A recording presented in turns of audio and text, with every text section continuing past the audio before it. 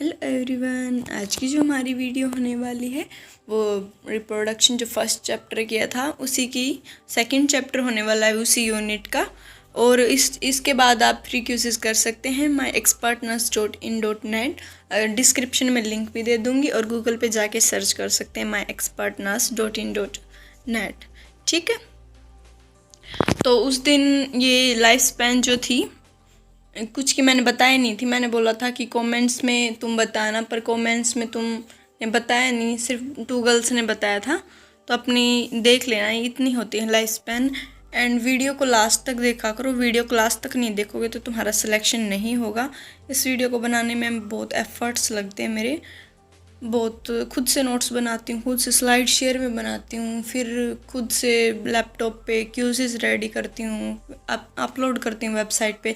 6 hours लग जाते हैं और तुम वीडियो को लास्ट तक नहीं देखोगे तो सिलेक्शन नहीं होगा। स्टूडेंट्स, सिलेक्शन लेना बहुत ज़्यादा ज़रूरी है। एक बार सिलेक्शन हो जाए बाद में तो ईजी रहता है सब कुछ कॉलेज लाइफ में। तो सिलेक्शन इसी ईयर सोचो अपना कम से कम टाइम में तुम अच्छा निकाल सको। तो वीडियो को लास्ट तक देखा करो और शेयर किया करो ताकि ज़्यादा से ज़्यादा बच्चों को पता चल सके, सबकी हो सके। बिकॉज़ यूट्यूब पे कोई क्रैश कोर्स ऐसा नहीं चल रहा है बीएससी नर्सिंग के लिए, तो ये बहुत हेल्पिंग हो सकता है स्टूडेंट्स के लिए। तो प्लीज़ शेयर किया करो और वीडियो को लास्ट तक देखा करो। अगर तुम नहीं देखोगे तो जो मैं इम्पोर्टेंट पॉइंट्स जो बता रही हूँ वो स्किप हो जाएंगे। ठीक है, और कल वाली वीडियो के साथ मैंने क्यूजेज नहीं डाले बिकॉज़ मैं देखना चाहती थी कि कितने स्टूडेंट्स हैं। वो मुझे बोलते हैं कि मैम क्यूज़ डाल दो, तो किसी ने नहीं, एक स्टूडेंट ने बस रिस्पॉन्स दिया। अगर तुम्हें क्रैश कोर्स नहीं चाहिए तो मुझे बता दो, मैं बंद कर दूँगी क्रैश कोर्स। तुमसे ज़्यादा मेरी मेहनत लग रही क्रैश कोर्स में, बिकॉज़ मैं चाहती हूँ तुम्हारा सिलेक्शन हो जाए।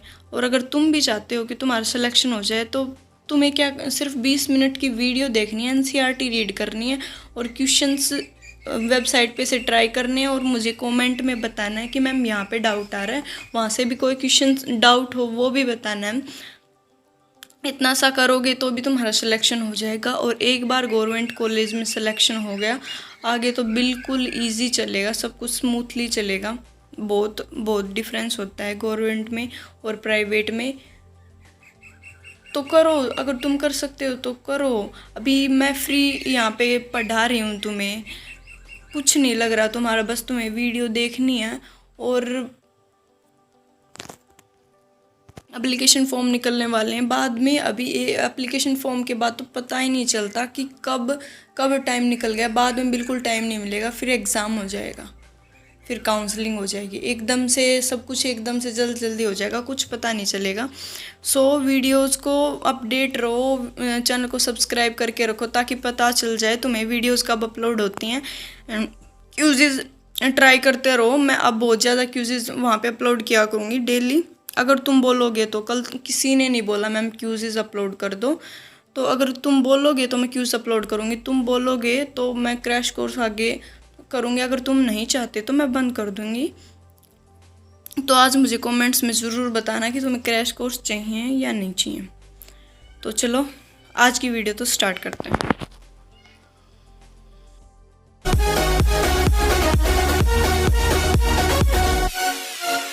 सो एलिफेंट की 65 to 90 ईयर्स है, रोज़ की 5 to 7 ईयर्स है, डॉग की 20 to 30 ईयर्स है, एंड काउ की 15 to 25 ईयर्स है, एंड बनाना की 20 to 25 ईयर्स है। हॉर्स की 62 ईयर्स है, फ्रूट फ्लाई की 20 to 30 ईयर्स है, एंड राइस प्लांट की 3 to 4 मंथ है, एंड बनियान ट्री की कितनी है, 300 तक जाती है। फिर ये जो इम्पोर्टेंट पॉइंट है यहाँ पे थोड़ा सा इम्पोर्टेंट है कि प्रोफेसर पी महेश्वरी क्या है, Indian of plant embryology, sorry father of Indian plant embryology. ठीक है, फ्लावर क्या होता है, एक मॉडिफाइड शूट होता है फ्लावर। ये बहुत बार इम्पोर्टेंट क्वेश्चन आ जाता है कि फ्लावर क्या होता है, एक मॉडिफाइड शूट होता है। ये हमारे वहाँ पे भी आता है 11th क्लास में। ठीक है, मॉर्फो में। एंड थैलेमस क्या होता है, type of A modified stem. ठीक है, थैलेमस क्या है, एक मॉडिफाइड स्टेम है। और 4 nodes are present on thalamus. Thalamus पे कितने प्रेजेंट हैं, 4 नोड्स हैं। ये 4 नोड्स आगे जाके क्या बनाएंगे, कमेंट्स में बताना, ठीक है। मोनोकार्पिक प्लांट क्या होते हैं? जो प्लांट जिनकी फ्लावरिंग और फ्रूटिंग टेक्स प्लेस होती है एक बार लाइफ में, मीन्स वो फ्रूटिंग और फ्लावरिंग एक बार करें लाइफ में तो उनको बोलेंगे मोनोकार्पिक प्लांट्स, ठीक है। इसमें आते हैं annual and biennial plants, annual and biennial plants. And fill polycarpic plants. Polycarpic कौन से होते हैं? जिनमें flowering and fruiting many times हो लाइफ में, उनको बोलेंगे पॉलीकार्पिक, लाइक पेरिनियल प्लांट्स, ठीक है। अभी कमेंट्स में बताना है कि बैम्बू है उसमें वो पॉलीकार्पिक है या फिर मोनोकार्पिक है, ठीक है, बताना। फिर जो नीला खुरंजी है उसमें 12 ईयर्स में एक बार जो फ्लावरिंग और फ्रूटिंग होती है, लास्ट टाइम 2006 में हुई थी और इसके इतने ज़्यादा फ्लावरिंग कर दी थी इसने कि ट्रक्स में फिल कर करके इसको ट्रांसपोर्ट किया जा रहा था, ठीक है। रिप्रोडक्शन भी बोलेंगे कि रिप्रोडक्शन फ्लावरिंग प्लांट के लिए एक स्पेशल टर्म यूज होती है, उसको बोलेंगे एम्ब्रियोलॉजी, ठीक है। एंड मेल रिप्रोडक्टिव ऑर्गन को क्या बोलेंगे? एंड्रोशियम बोलेंगे। इसकी यूनिट क्या होती है? स्टेमन होती है, ठीक है। इसको माइक्रोस्पोरोफिल भी बोलते हैं। देन जो स्टेमन है उसके दो पार्ट्स हैं, एंथर एंड फिलामेंट, ठीक है। फिलामेंट है वो लॉन्ग है एंड सिलेंड्रिकल स्टाल्क है। एंड एंथर क्या होता है? एंथर से इम्पोर्टेंट क्वेश्चन यहाँ से आता है कि एंथर कैसा होता है। तो एंथर कितना होता है? बाइलोब्ड एंड डाइथिकस, दो thecas and present and two lobes and present and 4 microsporangia, means it's also tetragonal. क्या होता है? टेट्रा। ये तीनों टर्म्स एज इट इज याद रखनी है, bilobed, डाइथिकस and tetragonal. And microsporangia develop into pollen sacs. And microsporangia किस में डेवलप होगा? पोलन सेक्स में बदल जाएगा, ठीक है। माइक्रोस्पोरेंजिया किस में बदल जाएगा? पोलन सेक्स में। Then structure of microsporangium. Microsporangium का थोड़ा सा स्ट्रक्चर देख लेते हैं। इसका ये जो होता है वो सर्कुलर होता है। इसमें 4 लेयर्स प्रेजेंट होती हैं। कौन सी? एपिडर्मिस, एंडोथीशियम, एंडोडर्मिस नहीं होती, याद रखना। Epidermis, endothecium, middle layer and tapetum, ठीक है। एंड जो टेपेटम होता है इनका वर्क इतना ज़्यादा इम्पोर्टेंट नहीं है। लाइक देख सकते हैं एपिडर्मिस का काम प्रोटेक्शन का है, मिडल लेयर का काम टेपेटम को ये देने का, ये कोई इम्पोर्टेंट नहीं है यहाँ पे। बट इम्पोर्टेंट है तो टेपेटम का वर्क इम्पोर्टेंट, कि टेपेटम क्या करता है? टेपेटम का वर्क होता है न्यूट्रिशन का, न्यूट्रिशन प्रोवाइड करता है। पोलन ग्रेन के बारे में डिस्कस कर लेते हैं। पोलन ग्रेन जो होता है उसकी 2 लेयर्स होती हैं। First outer most is exine and inner वाली इंटाइन। एक्साइन जो होती है वो रिजिड होती है, ठीक है, ऑर्नामेंटेड होती है। एंड तुम्हें मुझे बताना है कमेंट में कि स्पोरोपोलेनिन क्या होता है। स्पोरोपोलेनिन का एक हर बार क्वेश्चन आता है, हर बार, तो ये बताना स्पोरोपोलेनिन क्या होता है। फिर नेक्स्ट वाली वीडियो में मैं बताऊंगी, नहीं पता होगा तो। देन ये एक्साइन के बारे में देख लिया हमने। एक्साइन क्या होगी? रिजिड होगी, ठीक है। और इंटाइन क्या होगी? थिन होगी, सॉफ्ट होगी, इलास्टिक होगी नेचर में। फिर जो 2 टाइप ऑफ सेल्स प्रेजेंट होती हैं यहाँ पे। एक तो वेजिटेटिव जो कि बिगर होती है, ठीक है। वेजिटेटिव सेल जो होगी वो बिगर होती है। एंड जनरेटिव, साइटोप्लाज्म में जनरेटिव सेल जो होती है वो स्मॉल होती है। एंड वेजिटेटिव के अंदर ही फ्लोट करती रहती है। 2 टाइप की सेल्स भी प्रेजेंट होती हैं। एंड ये क्वेश्चन जो हर बार आता है, हर बार बहुत ज़्यादा इम्पोर्टेंट है, किसी न किसी एग्ज़ाम में आता रहता है कि 60% में जो स्पर्म में क्या होता है 2 सेल स्टेज होती है। एंड 30% में क्या होगा? 3 सेल स्टेज होगी। अभी 2 सेल स्टेज 3 सेल स्टेज क्या है वो आगे देखेंगे।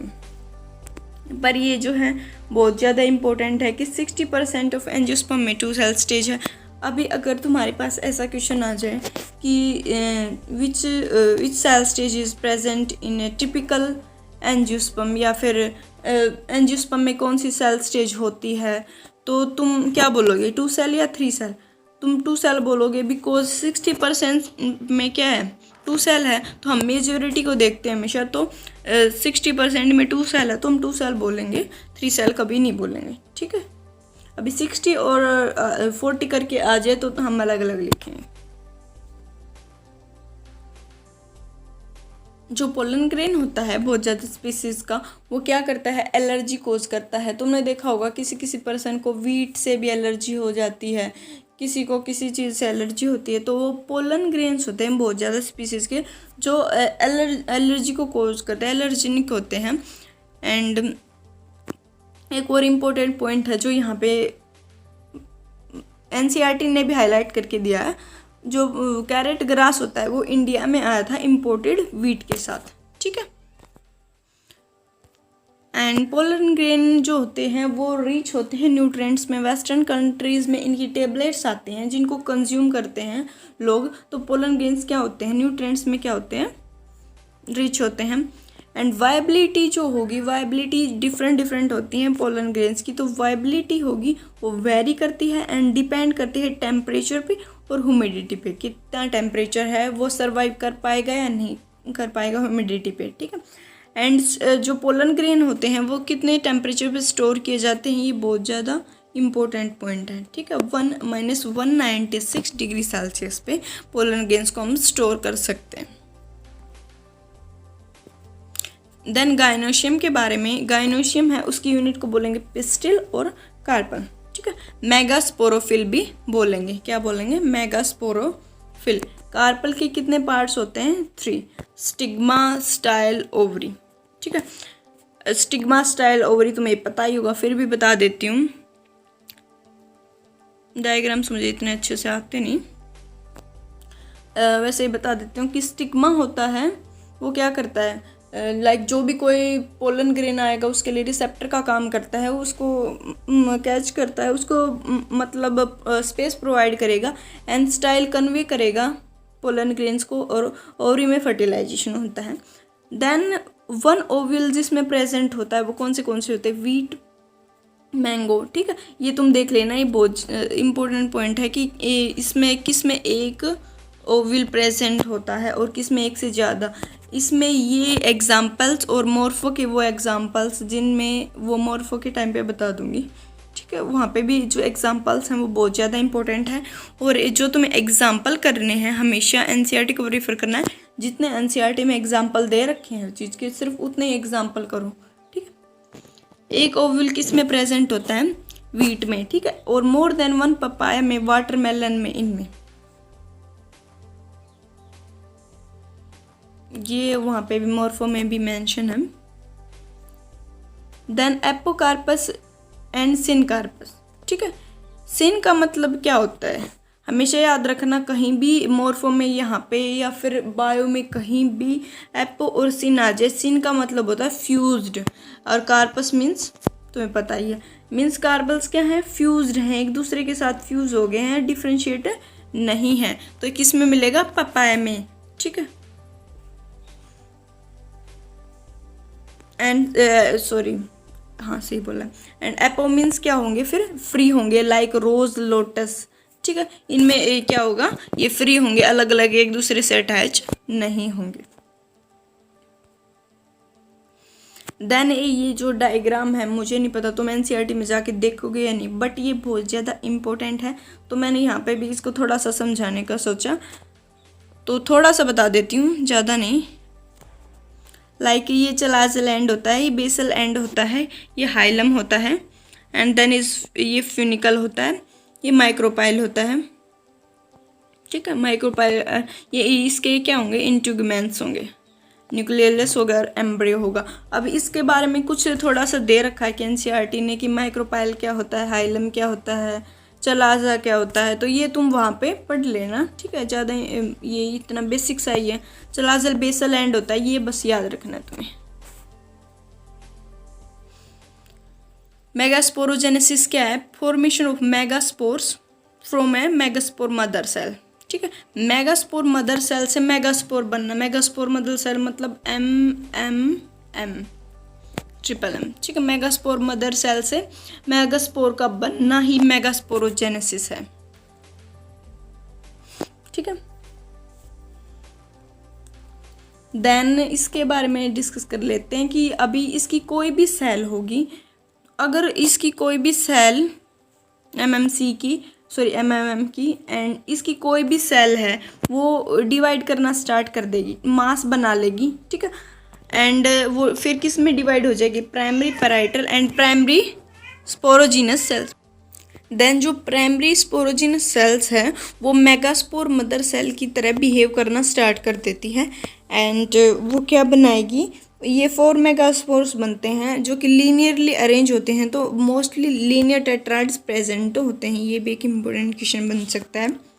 एंड जो मेगास्पोर्स दोनों ही साइड बनते हैं, जो चलाजल एंड की साइड भी, माइक्रोपाइल एंड की साइड भी, बट जो चलाजल मेगास्पोर्स होते हैं वो क्या होंगे, फंक्शनल, ठीक है, और वो जो माइक्रोपाइल वाले होंगे वो डिजनरेट हो जाएंगे।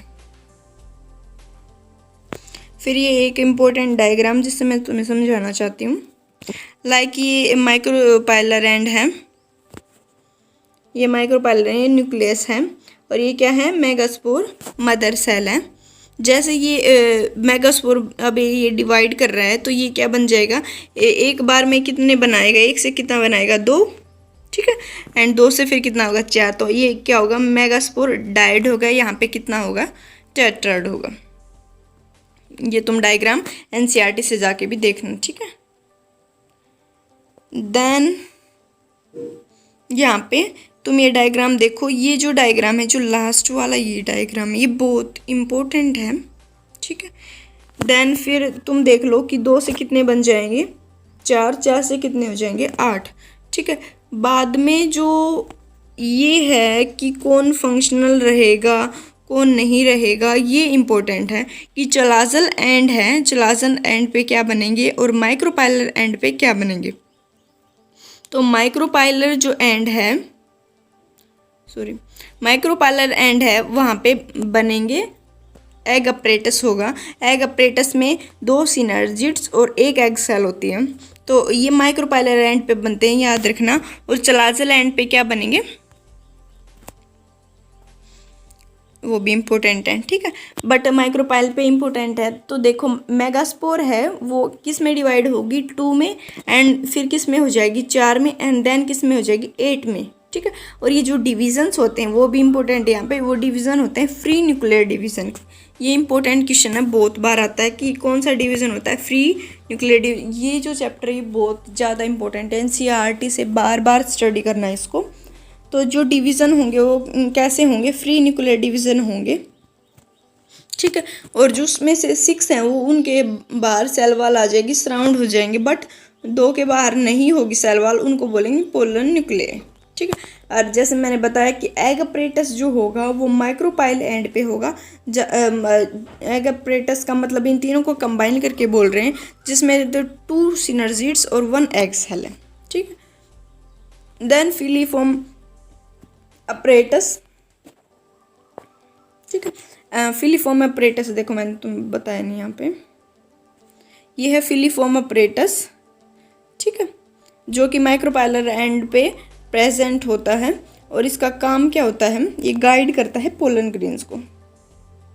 एंटीपोडल्स जो प्रेजेंट होती हैं वो चलाजल एंड पे प्रेजेंट होती हैं, एंड इसके अकॉर्डिंग जो हमारा एंजियोस्पर्म हो गया, जो टिपिकल एंजियोस्पर्म्स होते हैं वो 8 न्यूक्लिएट 7 सेल्ड होते हैं, ठीक है, 8 न्यूक्लिएट एंड 7 सेल्ड। एंड ये वीडियो अगर मैं इससे ज़्यादा और डिस्कस करूँगी तो बहुत ज़्यादा लंबी हो जाएगी, फिर तुम लोग देखो भी नहीं इसको। तो जो आगे का पार्ट है वो नेक्स्ट वीडियो में समझाऊंगी, और इससे रिलेटेड जो भी कोई क्यूज़ होंगे वो मैं वेबसाइट पे अपलोड कर दूँगी, ठीक है। Thanks for watching, bye bye.